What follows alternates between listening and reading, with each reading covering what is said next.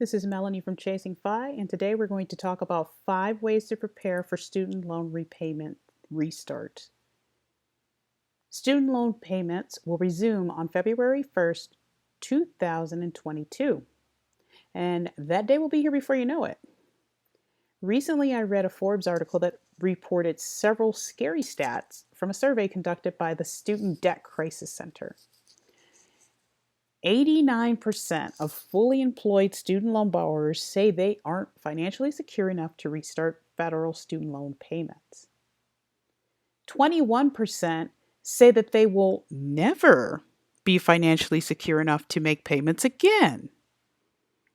The second stat is probably referring to people who just have decided that they aren't going to pay back their student loans because how would you know that you'd never be financially secure enough to start payments? Things change. New opportunities present themselves throughout our lives, so this prediction seems a little odd. Regardless of what's going on, whether you feel like you won't ever be able to repay your loan or if you're just not ready to start in February, there's still time to get prepared. Here are 5 things you can do to prepare for the student loan repayment restart. Also, I am only going to share things that I've done in the past to meet my student loan repayment obligations. So the first thing is set up a budget that includes your student loan repayment. Some people feel like budgets are not for them. They don't like tracking their spending.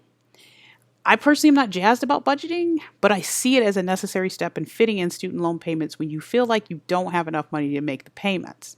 For example, a few years ago, I started writing down every single penny I was spending, and that helped me recognize areas where I could eliminate cost. At the time, I had 3 streaming services. I realized that it didn't make much sense to have more than one streaming service, so I ended up canceling 2 of my subscriptions and putting that money toward my student loan. I also was donating $30 a month to a charity, but in reality, I really needed that $30. So I canceled the monetary donation and I started volunteering my time. That added $45.98 to my budget each month, which added up to $551, which was just $4 less than my student loan payment. That means I was able to pretty much knock out 1 month's payment by simply reviewing my budget and reducing my spending. Suggestion is to start setting aside money each week for your payment. If you wait until January to start budgeting for your student loan payment, you could easily get overwhelmed. But if you break the payment amount up and spread it out over 2 months, it will be much easier to come up with the money. My monthly payment used to be $609 a month, so I would save $304.50 each pay period because I needed $152.25 each week to make the monthly payment. This was not easy at the time because I was taking home about $1,050 every 2 weeks and about $800 a month when I had part-time teaching positions. But those were adjunct positions. They were erratic. I never knew when I was going to get one or not, so I couldn't really factor that in most months. My rent, utilities, and car payments totaled about $1,500 a month, so it was very important that I made sure that $152.25 was saved each week, because if it wasn't, my payment was probably going to be late. The third suggestion I have is get a second job. If you work a low-wage job, it might be necessary to take on a second job. Having a second job can be a good way to stay on top of your bills, not just your student loans, but everything. You don't have to take a long-term job to take advantage of the perks of a second job. For example, you can work a temporary job this holiday season, or you could deliver food or pick up work with the rideshare company. These gig jobs can be nice because you don't have a set schedule. Now, once you have a second job, make sure that you continue to live like you only have one. Save the money from the second job, and once you have a nice cushion, maybe you can go back to working just one job. Or you could keep the second job and double up on that student loan payment and knock it out in half the time.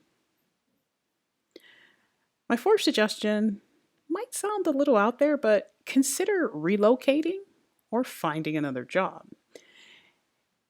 The best thing I've done is leave Michigan, the place where I was born and raised. I loved it there, but I couldn't find a decent job. Moving to Utah gave me the opportunity to get a handle on my student loan. When I lived in Michigan, there was no way I could pay it. The payment was $1,500 a month, and I was only able to do an income-based repayment plan for 6 months. If I still lived in Michigan, I don't know where I'd be. I'd still be working 2 or 3 jobs to make ends meet. This may sound like an extreme suggestion, but if you aren't making enough money to pay your student loan, you might be falling short in other areas as well. Why not give a new place a shot? The other consideration is the cost of living in your area. How much is your rent or mortgage? Are you in a big city where you pay extra money for taxes? Look for states with low cost of living, or look for states that offer some type of student loan repayment plan. Who knows, you might be pleasantly surprised at what you find. This is also the best time to look for a new job. Right now, employers are searching for new talent, and some are in desperate need. That means you might be able to land a great job that not only pays your bills, but provides some level of fulfillment. And number 5 is a last resort. Now, this is something I did to knock off $4,000 of my student loan debt. I just wanted to make a big dent, and because I get paid 2 months after I see my salary statements for my royalties, I was able to knock out the balance as soon as I got the money. Now, if you're not good with credit cards, do not use this method. So, I signed up for a credit card that allowed balance transfers from student loans and had an interest-free period of 18 months. Some credit cards won't let you transfer a balance from a student loan to a credit card because you're moving one debt to another debt source. And while this is a good idea, I did the balance transfer because I knew I would definitely have the money to pay it off. I was angry about the balance of my loan at the time, and me and my loan service provider, we don't get along. They don't handle things very well, and I just wanted a win. So I just wanted to see a nice chunk gone. So when I got my royalty check 2 months later, I was able to pay off the $4,000. So if you are in a situation where you don't think you're going to be able to make your payment in January, well, at the end of January, if you're still in that situation, you could try this method. You just have to make sure that if it's an 18-month grace period for the interest, that you pay off the student loan debt before that happens, because if you don't, you're going to end up paying a lot more interest than what you do for a student loan. So these are by no means the only options you have, but like I said, I only wanted to tell you about things that I've done because I know how it is to have someone suggest tons of things for you to do for your student loans and they haven't been there. Maybe they don't even have any loans, but these are things that I have done when I was having trouble making payments, so I thought it might be helpful. All right, that's all for now. Be good out there. Bye.